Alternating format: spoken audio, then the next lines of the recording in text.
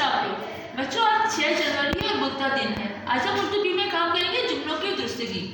सबसे पहले सवाल लिखेंगे और जुमलों को दुरुस्त करके लिखेंगे। अच्छा बच्चों, आप लोगों ने जैसे नोट्स में सेंटर में लाइन है ना, आपने वैसे ही लिखनी, ठीक है। आपने पहली लाइन में लिखना है गलत जुमला और उससे नीचे लाइन में लिखना है सही जुमला, ठीक है। अब पहला गलत जुमला है दही खट्टी है, ये जुमला गलत है।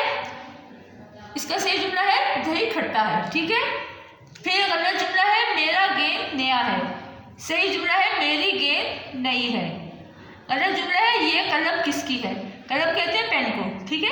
और देखें ये चूंकि ये सवाल है, वो पूछ रहे कि कलम किसकी है, तो इसके आगे हम खत्मा नहीं लगाएंगे, इसके आगे हम सवालिया निशान लगाएंगे।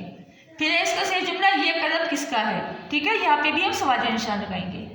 फिर गलत जुमला है हमको आज छुट्टी है, सही जुमला है हमें आज छुट्टी है।